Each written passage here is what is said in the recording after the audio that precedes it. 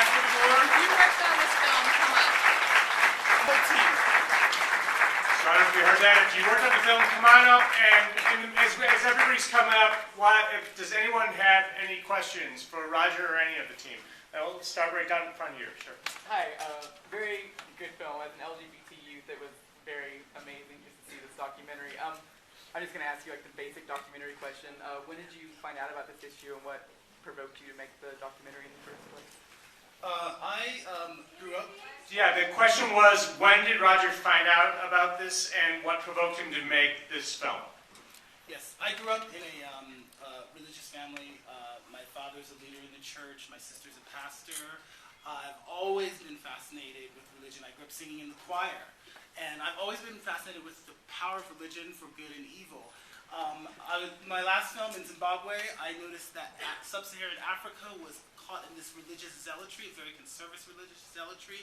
And when I heard about the anti-homosexuality bill, I wanted to focus on Uganda. Anyone else? Sure, the gentleman with glasses. Roger, how did you get access to IHOP, and what were they under the impression that the film was about? Guess you heard that one. I knew that was coming. I just approached IHOP, and I said, I want to make a film about religion in Uganda, and what you're doing. IHOP, the head of IHOP said to me, you probably come with a gay agenda, but it doesn't matter to us because the people who believe what we believe will be drawn to it, and the people who don't will not. As we developed a relationship over the years, we grew to kind of trust each other, actually I grew to like a lot of the people at IHOP, even though we had completely opposite views. And they found out, they knew I'm gay, and they ended up, trying to pray the gay away. It didn't work, but they tried hard. A lot of people, there are tens of thousands of people, and they were all praying for me. Sure, gentleman out front. When David Kato was killed, how did the young white missionaries deal with that? And how did the young people in Uganda deal with the fact that God was being used to murder people? The question was, when David Kato was killed, how did the young white people deal with that? The missionaries. How did the people in Uganda deal with it?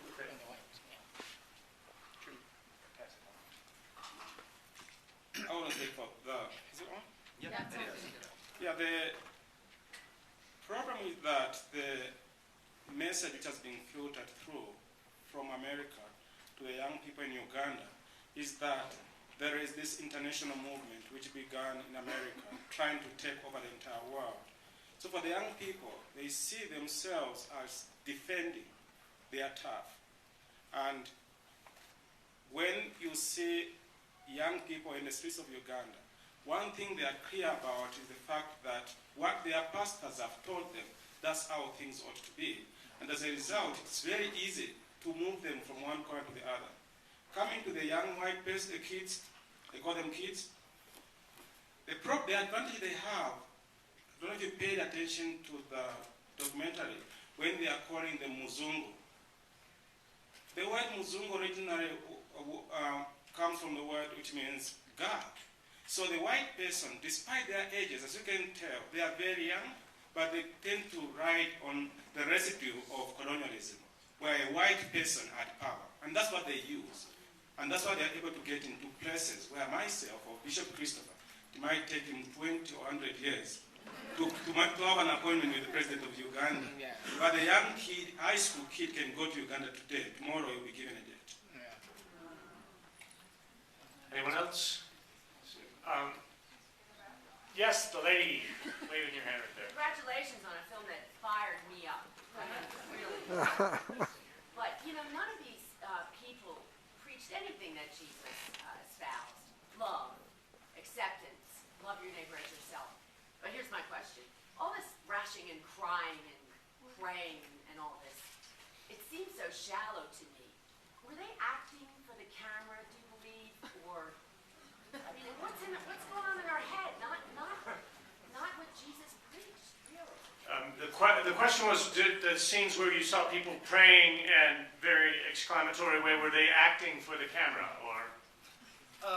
I don't think they were acting for the camera. I mean, when you go to IHOP is it's a very young church. There's tons of youth, and a lot of them came from troubled backgrounds. A lot of them have past history with drugs, and they come there, and this is like their hope. This is everything for them, and they are so passionate. When you're at IHOP, there are people speaking in tongues. They really promote speaking in tongues, and there are people crying on the ground. I mean, you've seen some of that. They are passionate. They are passionate at IHOP, and it's the same passion you see in Africa.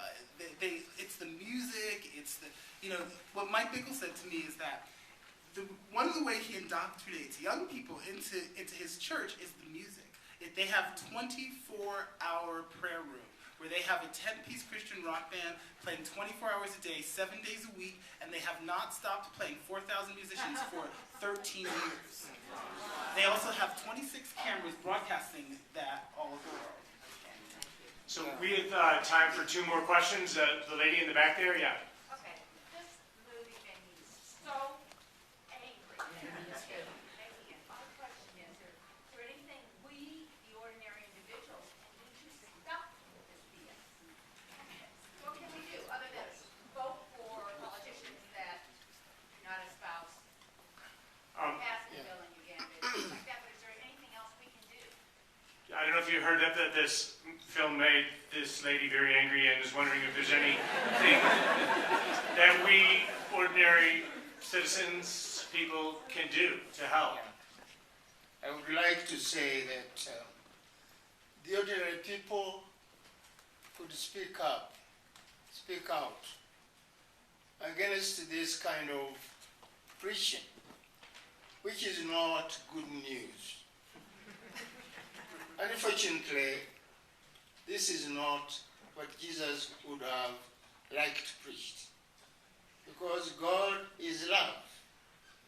But these people are portraying a God who is not really interested in the people who are different from what the other people talk about. For God, He does not discriminate against anyone. But the discrimination is here the real driving force behind a lot of this preaching. So the ordinary people here definitely would work on stopping people's, because I heard a lot of money is going and is used to preach bad news instead of good news. So I think we should say that the money which is used to preach the gospel is your money. But I don't think this money is meant to preach bad news, which might lead to violence. There will be violence in Uganda, for instance, when people are just killed. And many of us are afraid if a bill, or the bill which is being debated, is passed, what we call anti-homosexuality bill, it is still there. And we are being threatened. The last time the Speaker of the Parliament was saying that he was going to give a present to the people of Uganda by having this bill passed. But of course, it is not yet passed. But if it was passed, we fear a lot of people would be hurt or even killed. And we don't think Jesus would be happy to see this happen. So I think we need to tell our people like Reverend Scott and others that the gospel is not meant to be bad news. Because it would be bad news if many people in Uganda were killed because of this kind of preaching.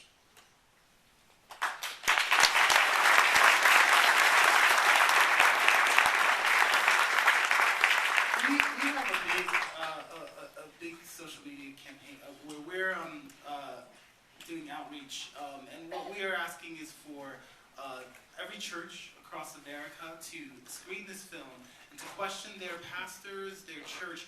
where their money is going to, because a lot of people put money into the collection plate and they think it's going to feed orphans